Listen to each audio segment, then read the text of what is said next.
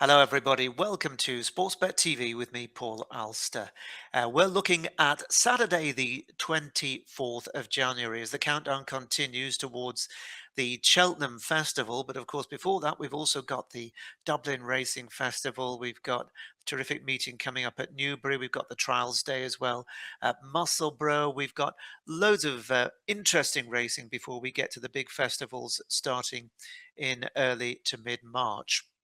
Now, if you are joining us for the first time, press the subscribe button just below this screen. You'll be able to follow all my free tips where I try to look for horses at decent each way prices. That means we're not tipping horses that are generally fancied. And that means that very often we miss the target. But when we do hit the target, or at least place, there's normally a nice profit in it. Things didn't go as well as hoped last week when my two selections failed to run as well as anticipated, but I'm hoping that the one selection I have for you for Saturday at Cheltenham is going to go really well. Now, I've already posted 4 selections over at my subscription service at Out in Front on Patreon. And if you'd like to sign up for that, or indeed pay as you go and just have a look at what I've got to say for this coming Saturday, then you'll find the link in the description box right below this screen. Now, I'm going to go straight to it because Cheltenham, we've got Trials Day. The big races have cut up, but they're still very interesting with some top horses going to be in action. But one of the most interesting handicap races is the 115. This is the Betfair Exchange Handicap Chase over 2.5 miles. It's going to be proper soft ground with rain on Friday as well before the Saturday action. And there is a horse I think that a lot of people will be putting in doubles and trebles for racing at Cheltenham on Saturday, and that is the JP McManus owned Jaguar. Now, Oliver Greenall and Josh Guerrero trained this horse. John Joe Jr. is going to be on board. And he, of course, won at this meeting last year. He took the novices handicap chase of 132.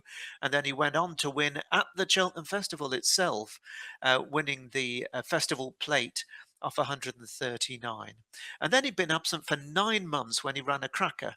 Back over the course and distance, finishing third to Glenn Gooley in the Hunt Family Fund December Gold Cup. That was a big run after a 9 months absence, and he is sure to take all the beating.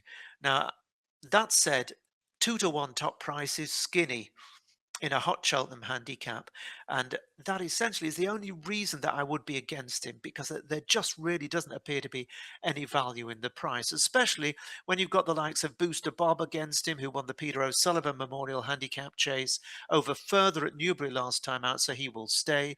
You've got the mud-loving Javert Allen, although we don't know for sure if he will stay. Uncle Bert, well, we lost him when he ran out of puff in the Welsh National last time out, but this will see him, I think, in a much better light. And you've got Donica already attracting money for Nigel Hawke and James Davis. Rock solid horse who's always there or thereabouts, but probably deserves a little bit of respite from the handicapper. There's also Joel Parkinson and Sue Smith's Prairie Wolf, who represents a team that are doing really well.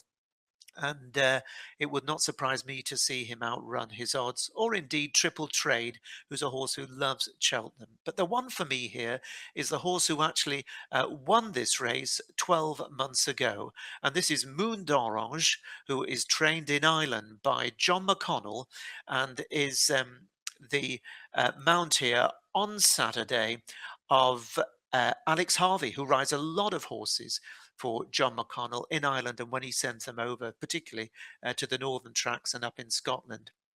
Well, Alex Harvey has got a big chance of registering a big Cheltenham winner here, I think, with Moon d'Orange, who won the race in really brave fashion, getting up close home last year. Now, the significant point for me was it was in proper soft ground that day as well, and he hasn't had many opportunities to encounter real soft ground since then. If we look at his runs of late, he was 10th here at the October meeting in a handicap hurdle behind Marchand 2. He's better known as a chaser.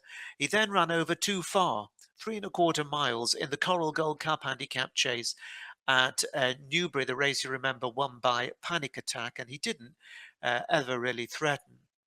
But back here last time on New Year's Day, running off a £3 higher mark. He was a respectable fifth behind Matata.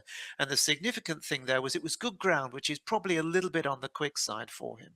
So now off a £3 lower mark, with Alex Harvey claiming a further £3. And on the soft ground that really suits, I think Moon d'Orange has got a proper chance. And at the time of this message, he is a best price 12 to 1 shot each way is Moon d'Orange. And I expect him to go well. He's offered for 4 places at 12 to 1 with Bet 365. Few others are offering 12 to 1, but only for 3 places at the moment. So Moon d'Orange to go back to back. And as I'm sure those of you that follow racing at Cheltenham know, there are horses for courses there that often run well time and again at the track. And I'm hoping that that is going to be the case with John McConnell's Moon d'Orange. Remember that if you're interested in more selections, you can find them via my Out in Front subscription service. And I'll also be tipping as well on Sunday, where there's some particularly good racing in Ireland. But I'll be back same time next week. So whatever you're backing, I wish you the very best of luck. Bye bye for now.